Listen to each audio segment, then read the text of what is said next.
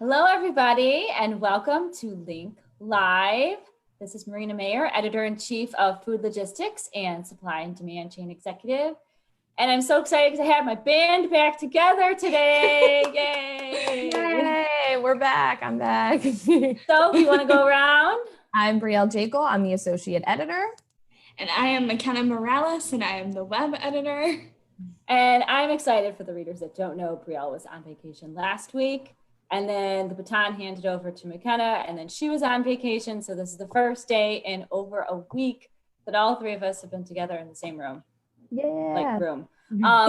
We miss each other. And so I'm super excited. So some housekeeping things super quick. Our Food Logistics July issue. Oh, I hung it up. I'm looking for it. I just realized I hung it up. Is now out and is online, and it's super excited, and we're working on August, and that just closed, and so expect that within a couple of weeks as well. And we're rocking and rolling with September Food Logistics and September Supply and Demand Chain Executive, which keep your eyes peeled for when we announce our overall winner of our Women in Supply Chain Award. Super excited. Yay. So today we're talking about natural disasters, and as the country is watching when they turn on the Weather Channel, the whole East Coast is experiencing hurricane. I pronounced it Isaiah's, but so East Coast people pronounce it a little bit differently. And Brielle lives in New Jersey and spent most of yesterday in a bathtub with her dogs during tornado sirens and no power. So a half hour is a long enough time to be crammed in a bathtub. With two large dogs. Yeah. While I'm trying to work. Mind you, she was still working. She was still trying to post press releases to our website. That's how dedicated this team is. Actually, I believe it's Isaias, because I got into a heavy debate with my boyfriend over this, and he was like, "You're wrong," and I was very sure it was Isaias, and then you're watching the news and. Yeah, the reporter, when he was in Boston, pronounced it that way, and I was like, oh, that's how Boston pronounces it. You know, Midwest, we pronounce things, totally different. But then I saw somebody on our local news pronounce it that way, and I was like, wait a minute, maybe I am pronouncing it wrong. So how do you say it? Isaias. Well, I didn't even know that this was happening. So well, she was moving. So I was moving. What happens when you move? Just nothing in the world.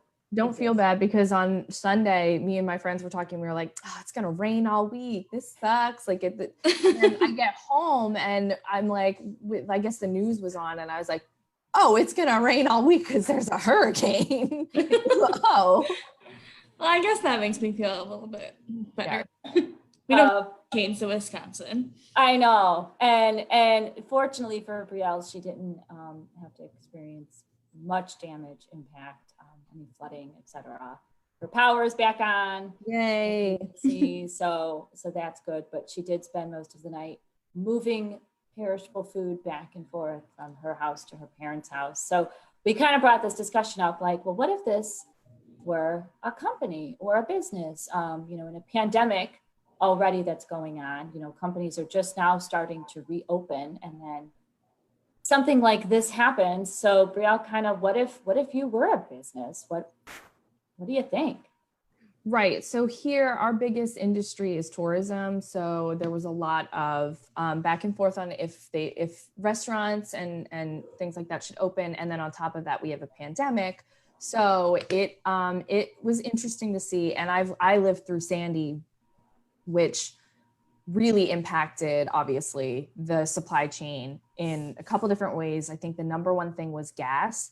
There was just not enough gas, so they had to limit it. So you could only get gas if on a certain day, if you had like an even license plate, and then odd license plate numbers could get it on this day.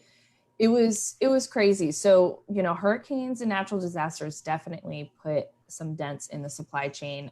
Yesterday was interesting to see. I mean, it was a short storm, but the high winds really messed things up, and people kind of panicked. There was like hour lines to get gas because people were scared it was going to happen again, like Sandy. And the main thing was there was no ice. So immediately we had heard that the power was going to be out for days. So we quickly went to Wawa to get ice. Wawa was out. ShopRite was out, the liquor stores were out, nobody had ice. So we had to go, up north to find it. So that was another weird thing too. And one interesting thing that really came to my attention was frozen food. So ShopRite had a generator, and they were still accepting, I think, credit card payments. I'm not sure, but you could still shop. But they did not allow you to buy frozen food or hot food because they could not regulate the temperature. So they couldn't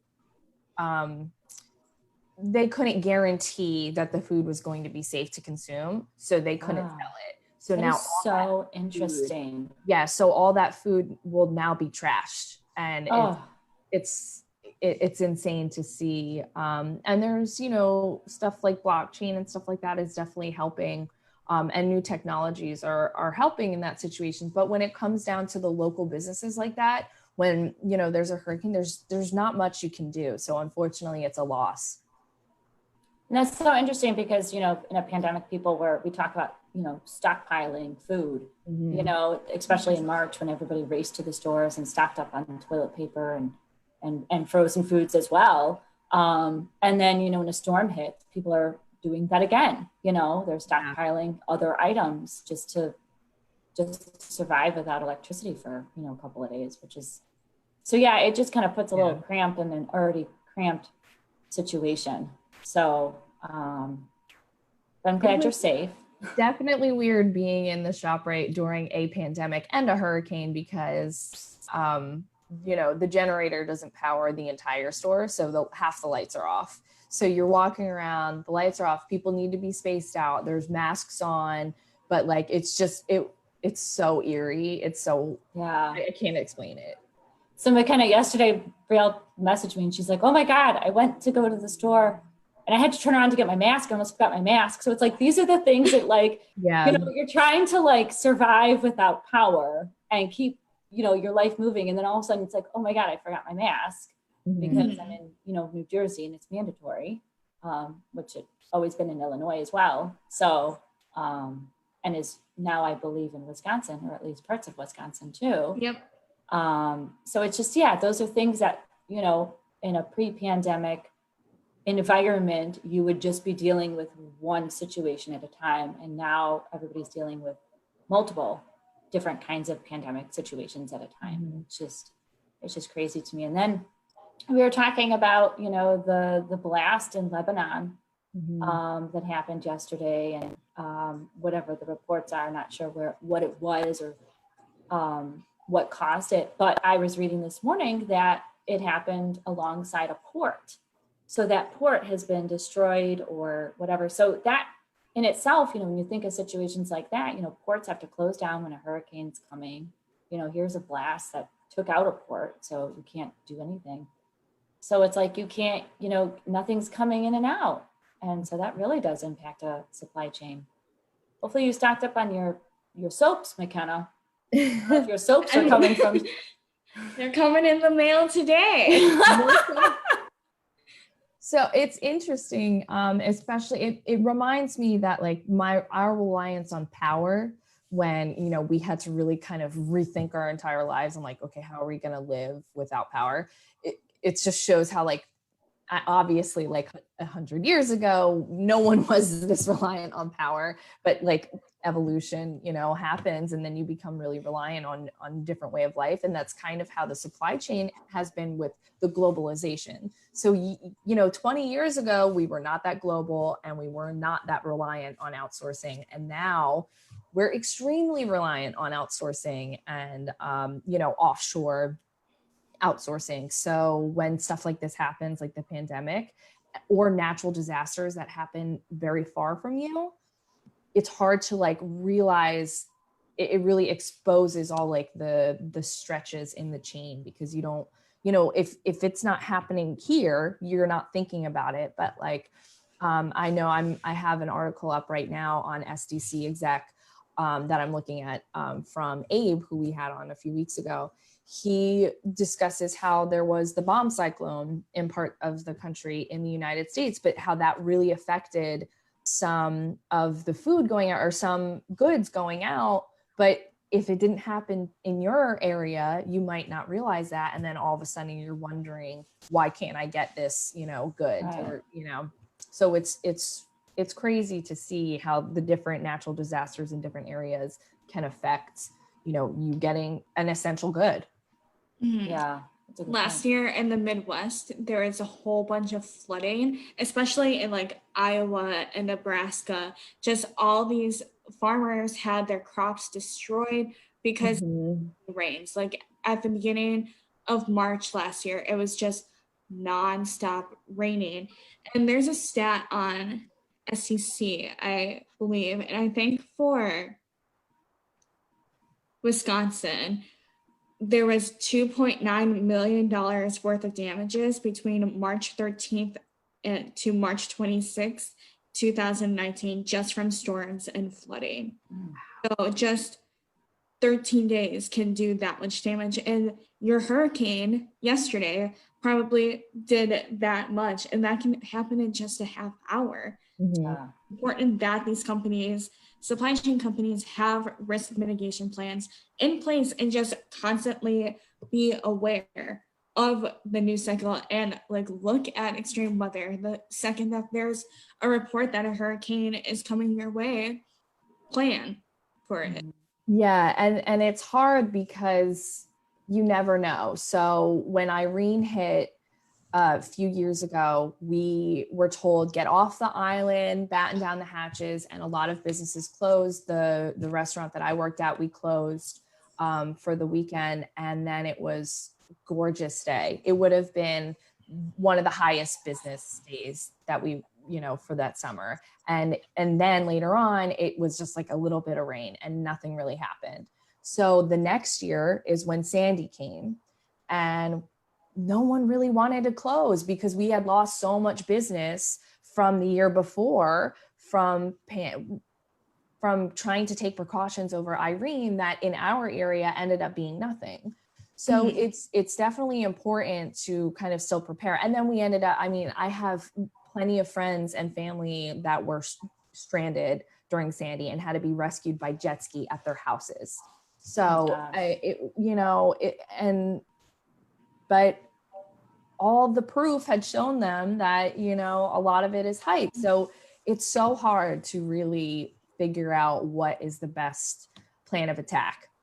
Right. And we've said this on like the last 3 L.I.N.K lives too, that you just have to be proactive, reactive as well. And like for Sandy, I remember I was a senior in high school, and my sociology teacher put on the news. Brielle looks like she's been aged. That really aged me. So sorry, I'm young. Shame on you. My sociology teacher broadcasted the news first thing in the morning, and it just panned on Times Square, and they were saying that was the first time that Times Square has ever shut down, or like in many years that was the first time. And it was scary to see, but then Times Square is shut down right now during the pandemic, and it's very eerie. It's very eerie. Brielle, did the town, I know yesterday was just like a tropical, and I don't want to say just a tropical storm, but it wasn't, what they considered an actual hurricane. So did your town shut down? Did restaurants, the ones that had reopened, is anything shutting down?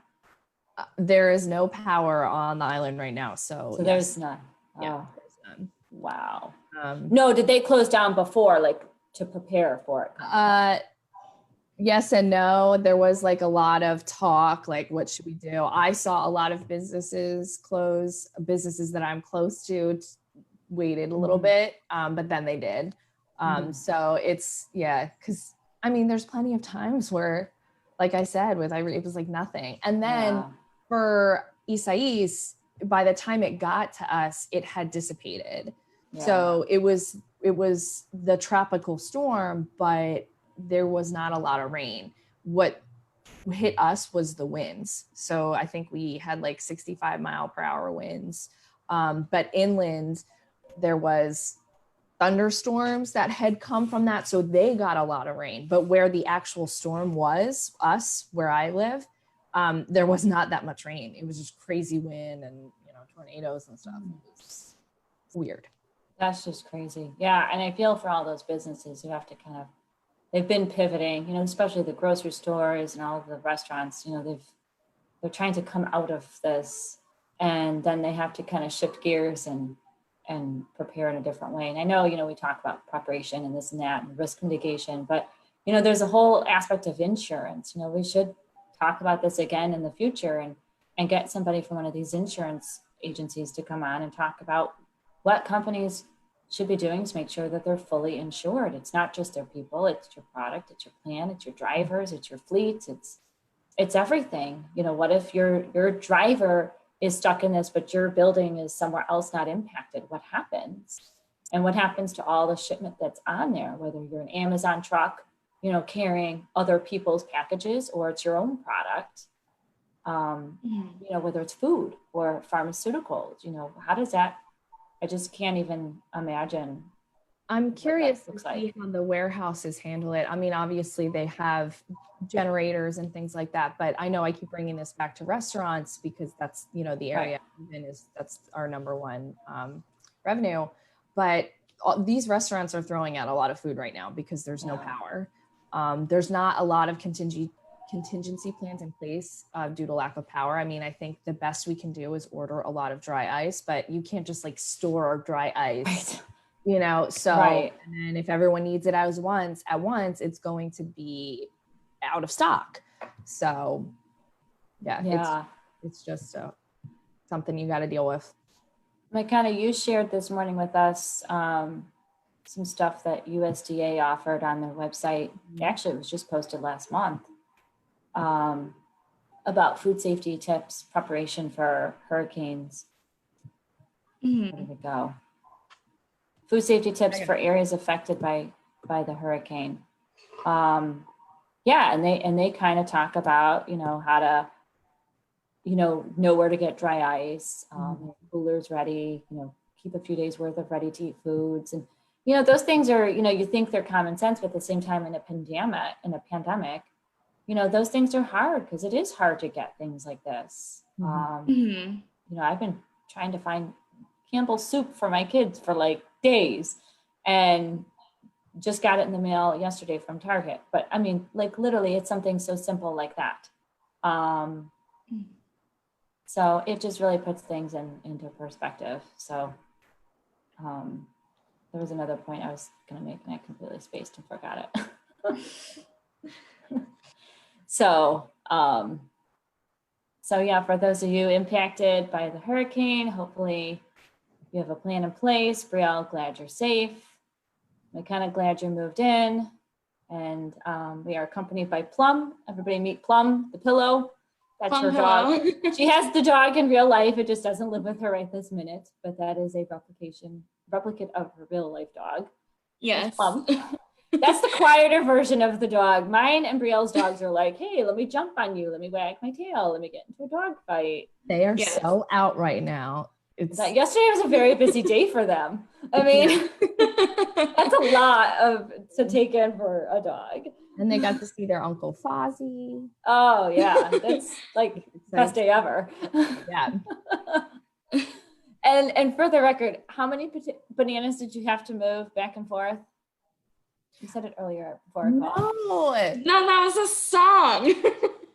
Oh, I thought you really did move that many bananas. I was like, wow, what are you doing with all those bananas? Okay, for anyone watching, if you know the song 30,000 Pounds of Bananas by Harry Chapin, comment below. It's so good. It's a lot of banana bread, Brielle. No, that would have been corn. If this happened 3 months ago, it would have been corn. That's right. When you ordered from the food service distributor. I'm down to 2 ears left. Oh my God. Nice. They held up so well. Yeah, for anybody, that video is on foodlogistics.com. She had to order from a food service distributor. We didn't have to. That's how it ended up, right? I could not get home delivery from groceries. Yeah. This was in the very beginning of the pandemic. Before companies were kind of figuring out what they were going to do and how this was going to work. And well, I have a question. How are the grocery stores usually after an event like this? Good question. Chaos. There's usually a lot of stuff out. I remember we went to Acme during Sandy, and I mean the whole town was just an absolute disaster. And so they had a generator too, so it was like really dark. You could only go to certain areas of the store. There was like not a lot of the staples. Like I think we had to get like a form of bread that we would never normally eat because that was all that was left. And I didn't think we were able to get eggs. And then milk was absolutely out because they couldn't regulate the temperature. So when the power comes on, is there like a lot of flooding for trucks to be able to come in when power eventually comes on? I don't know. So right now there's a lot of traffic coming out because all the tourists are leaving. Getting out of Dodge. So I don't. Some vacation. Yeah, there's not too much traffic coming in once the power comes back on. It also comes on in stages. So yeah, it's just how the restaurants and grocery stores deal with it per delivery driver. And a lot of our produce delivery is local. Like we have a lot of local distributors that like are specialized to the island. So it's not like they're traveling from far distances. I have another question, but I don't think anyone can answer this. But if you're watching this and you know the answer, comment, because I'm curious. How do people on the how do farmers on the East Coast prepare their crops for hurricane season? That's a very good question. Ooh, that's a very good question. Next time I go to the farm, I'm gonna ask. You should ask, and then come back and we'll revisit it because I feel like that's a very good question. Because there has to be some kind of a protocol, right? Especially if there's flooding involved. You know what? I'm never able to go to the farmer's market because it's always on a Thursday. I should go tomorrow and interview everyone. That's so funny. Ours is always on a Thursday too. This is our biggest complaint because it's not on the weekend. Yes, it's so annoying. It's because we're in a small town. It's not like the major farm markets. I mean, like when I was in Vermont, they have a huge one. That's every Saturday or every Saturday. No, ours is always on a Thursday too. Yeah. I mean, I would go to it with the kids when in a pre-pandemic world. Now you still have to wear masks and everything, but there's not as many booths as there used to be. So, getting the produce, because I love produce from farmers markets. Anything local, I love to support. Yeah. So, I'm sorry. My son thinks the divider is very fun and he's sticking his fingers in it. Oh, is that what I just saw? Welcome to L.I.N.K Live. Welcome to working from home. It's the one eye that got In about 2 weeks, it'll be e-learning. It'll be so fun. So Harvey, thrilled. You want to interrupt? Harvey, come on. Who else wants to interrupt? Let's just bring it. Plum, do you have anything to say? Yeah, Plum.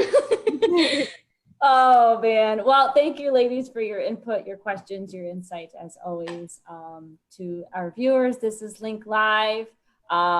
Make sure you go to our websites, foodlogistics.com, sdcexact.com, and register for SCN Summit. It's August 20, oh my God, I'm blinking, 5th? Yes. Oh my gosh. State of the supply chain industry. We have some great speakers, some great content. So please make sure you register. Please, when you're on our websites, look at our webinars, follow us on all of our social media. What am I missing? Awards. Make sure you nominate for awards. What else am I missing? Anything? Okay. So thank you, everybody. L.I.N.K Live. We'll see you next week at 11 a.m. Central. Thank you. Bye. Thank you. Bye. Bye.